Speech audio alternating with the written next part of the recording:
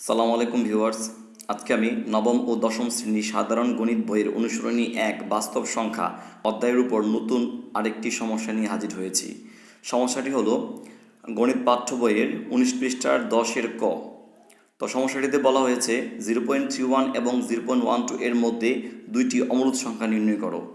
তো এই সমস্যাটি নির্ণয় করতে হলে প্রথমত জানতে হবে যে মূলদ ও অমূলদ সংখ্যা কী, আর বিশেষ করে অমূলদ সংখ্যা কোনগুলো এগুলো জানতে হবে, তাহলেই আমরা সমস্যাটি খুব সহজে নির্ণয় করতে পারবো।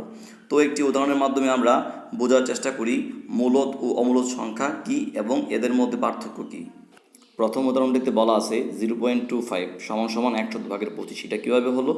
দশমিকের জন্য আমি একটা 1 নিলাম এবং দশমিকের পরে দুইটি অঙ্ক থাকার কারণে আমি দুইটি শূন্য নিলাম। তো দশমিক আর ওপরে দশমিক উঠে নিলে সেটা হয় 25, মানে 1/25। মানে আমরা এটাকে লব ও হর আকারে প্রকাশ করতে পারলাম।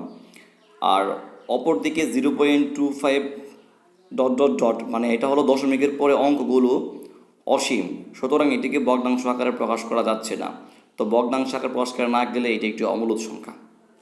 সমস্যাটি সমাধানের জন্য প্রথমত আমাকে দুইটি অমূলদ সংখ্যা ধরে নিতে হবে এবং অমূলদ সংখ্যা দুটি অবশ্যই 0.12 চাইতে বড় হইতে হবে এবং 0.31 চাইতে ছোট হইতে হবে। তো 0.1 এবং 0.3 এর মাঝখানে আছে 0.2।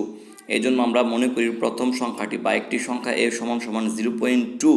তারপর সংখ্যাগুলো আমি এলোমেলো লিখে ফেলবো, যেমন লিখলাম 0 2 0 0 2 0 2 ডট ডট ডট, এবং অপর সংখ্যাটি বি সমান সমান 0.2। 0.2 কেন লিখতেছি আমি? কারণ 0.1 এবং 0.3 মাঝখানে 0.2 আছে। তো অপর সংখ্যা বি সমান সমান 0.203 000 3003 ডট ডট ডট লিখলাম। এখানে এ ও বি দুইটি বাস্তব সংখ্যা এবং উভয়ই 0.12 বা 0.12 অপেক্ষা বড় এবং 0.3 অপেক্ষা ছোট। তো এই কথাটাকে, আমার উপরের যে কথাটা, এটাকে যদি আমরা একটা সম্পর্কের প্রতীকের মাধ্যমে লিখি তাহলে এভাবে প্রকাশ করা যায় 0.12 লেস দেন প্রথম মূলদ সংখ্যাটি, তারপর লেস দেন মানে 0.31, মানে এটা বোঝানো হয়েছে 0.12 থেকে বড় এবং 0.31 থেকে ছোট। এবং দ্বিতীয় মূল সংখ্যাটি আমরা এভাবে লিখলাম। তো এখানে এ ও বি উভয়কেই ভগ্নাংশ আকারে প্রকাশ করা যায় না।